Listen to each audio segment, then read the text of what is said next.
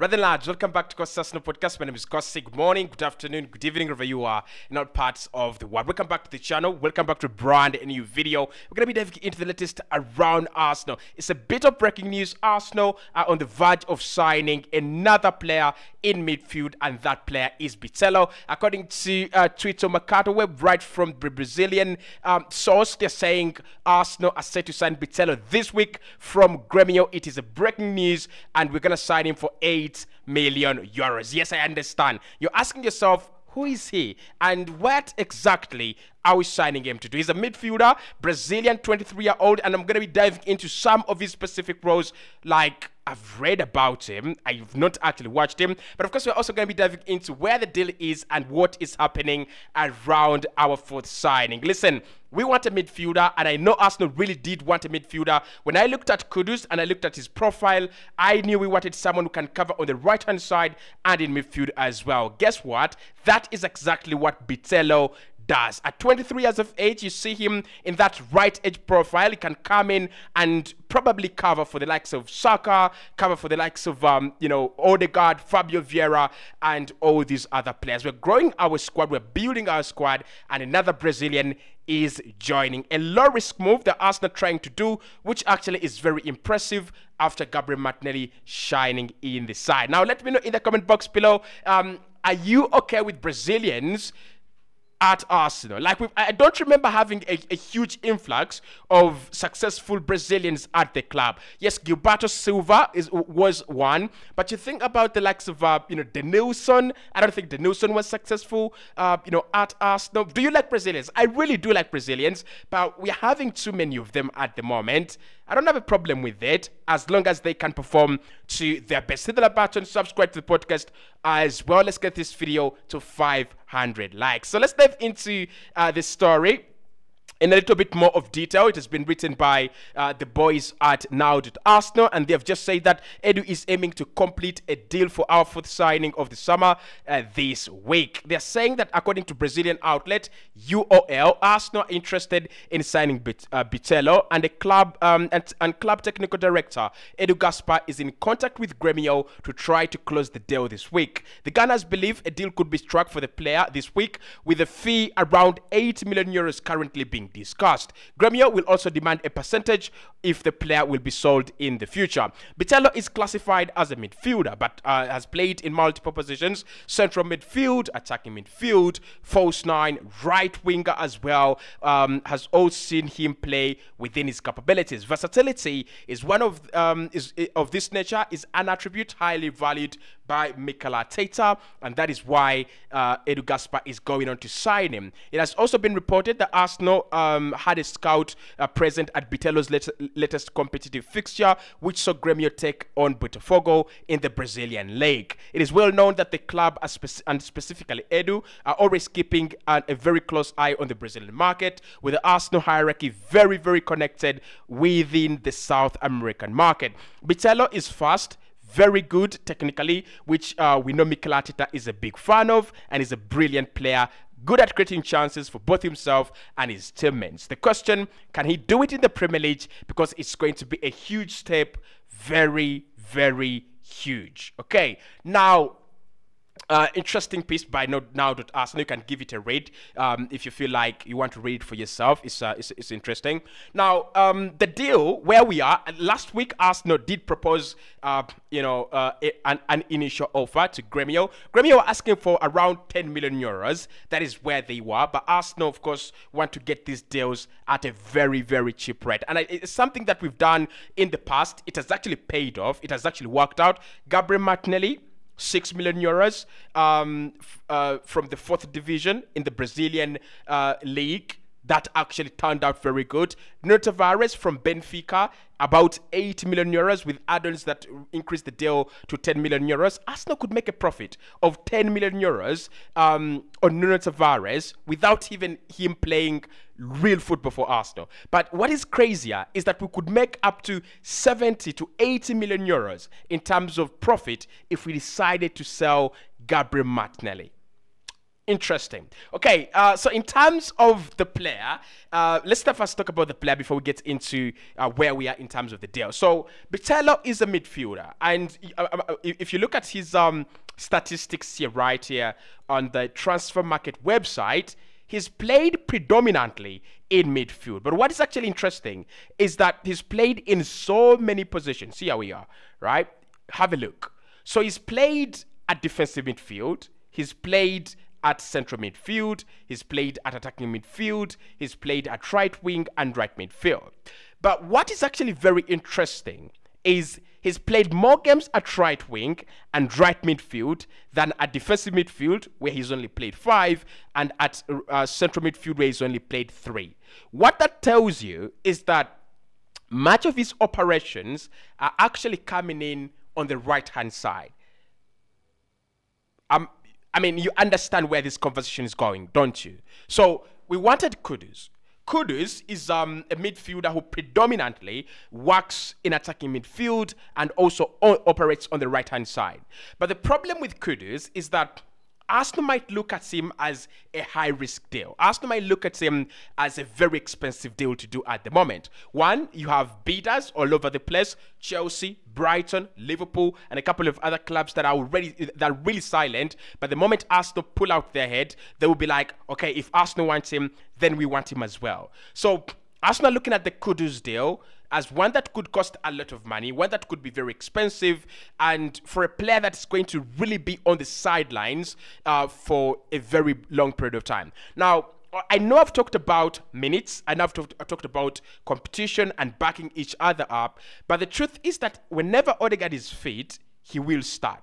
Whenever Zinchenko is fit, he will start, and whenever Rice is fit, they will start. So of the 4 players that actually make up our midfield, we have something like 3 guaranteed starts. 3 guaranteed starters. So that leaves 1 or 2 positions on the market, right, for grabs. So anyone who signs for Arsenal and anyone already in the side, they'll have to either choose to back up Saka, either fight with Kai Havertz for his new role, or back up Gabriel Martinelli. So in my opinion, this is a very good deal. Arsenal have decided to go low risk but high talent, really talented. In terms of his numbers, he's not a player that has actually succeeded in getting these mind-blowing numbers, and that's one of the things I really love about Brazilian players, by the way. Like, by the time you sign him, he has mind-boggling numbers. Gremio's BITELLO does not have those numbers. Actually, he's only scored 3 times in 13 games this season, and last campaign he managed only 10 goal contributions in the entire campaign for Gremio. So you can see that he's not one of those players that are really going to give you this, amazing, stats to sign them. You need to scout them, you need to look at them, and you need to study their profile to understand them. And that's what Mikel Arteta has done, and that's what Edu has done as well, and they have landed on one of the really most exciting talents in Brazil. Why I like this deal, and why I like such deals, actually, more than Romeo Lavia, Albert Sambi-Lokonga, and all these other deals that we actually try to do on a daily basis. We signed Albert Sambi-Lokonga. That was a high-risk deal.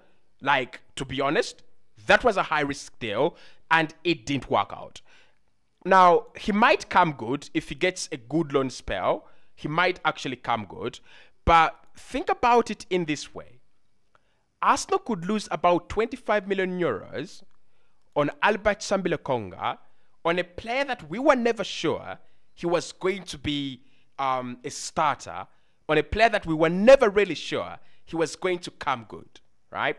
So the risk is high, and the problem with this, with such deals, is what we are already having at the club. So you have players like Nicola Pepe, you have players like Kolasinac, Skodran Mustafi, players that you signed for a kind of a very for a huge fee as compared to what they have given you, and you put them on high wages that no one wants to take their wages, and no one wants to sign them because you're really pricing them very highly. So with BITELLO and this kind of deals, Marquinhos as well, we could sell Marquinhos right now. I think we signed him for around 7 million euros, didn't we? We could sell him right now for 17 million euros. So it's easy to make a profit. If we had signed Albert Sambilekonga for 6 million euros or 7 million euros, it would be much better. It would be a much easier deal to actually move him on. We could take him to Burnley and tell them we signed him for 6 million euros. You can agree personal terms. How about you give us 10 million euros or give us our 6 million euros back, and we go and reinvest it somewhere else. So that's why the BITELLO deal is actually very, very good. But then also it is very positive that we're using the links we have to to sign players at cheap fees. Like Edu is an expert in the South American market. Edu is a genius in that market. So there is no bad thing in it if he decides to use his expertise, if he decides to use his connections to bring quality players at Arsenal. And I love what we are building, because we are building towards self-sustainability. So what we are doing here is what Manchester City did. Man City signed Alexander Zinchenko. If you didn't know, they signed Alexander Zinchenko for less than 10 million euros. And they sold him for about 40 million euros.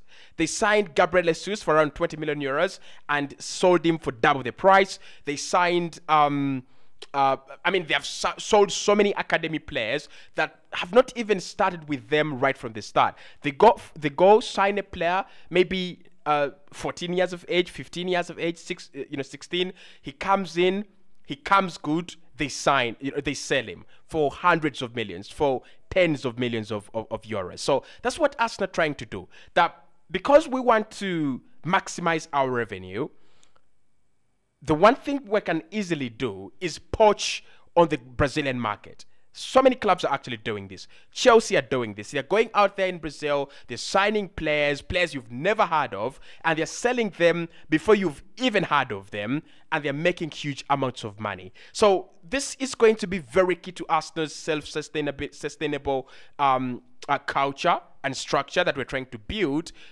because Tavares will be a profit when we sell him. No question about that, unless we sell him at the wrong time. Marquinhos, if we decide to sell, he will be, he will move for a profit. And if we get Danilo, if we get BITELLO, he will be, and we decide to sell him, it will be for a profit as well. Okay, so you look at players like Florian Balogun, that's a profit. You look at Edin Ketia, that's 100% more like a profit as well. So it will be, we will be able to fight and balance the books when it comes to FFP, because we have players coming in at very, very low fees, and we have players, we're selling them for at a higher fee, at a profit, while we sign the likes of Declan Rice, Kai Havertz, Martin Odegaard, costing 30 and above million. Okay, so that's why I think this is actually a very, very good deal. But to talk about the signing, just the signing itself, like I said, he comes in to offer that kind of width that Mikel Arteta really needs in a player like Isaka. So he's predominantly played on the right-hand side. I think he will be more like a Bernardo Silva kind of signing, more like actually I think Bernardo Silva. So you introduce him on the pitch, he will hold the width of the pitch, but he's not he's not actually your winger. And I think Arsenal will change the way we play. Probably we might change the way we play this season.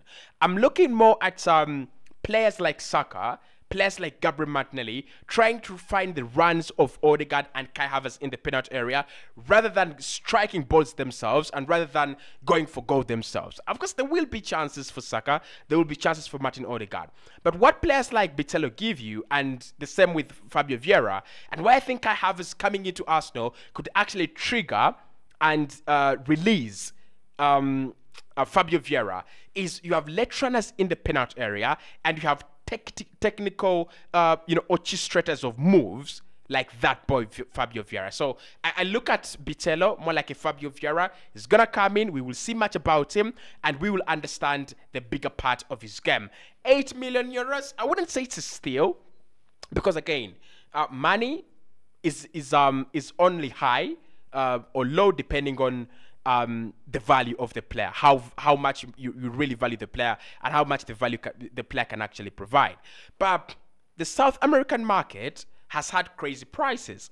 We have seen Vitor Roque signed for Barcelona in a deal that extended up to 30 million euros. We have also seen, is it Endrick, signed for Real Madrid in a deal where Real Madrid, did they pay above 50 million euros for a 17, 16-year-old? So that's what we're talking about, that if Arsenal decide to go in the Brazilian market and find a good deal, I mean, I would say, well done to Edu.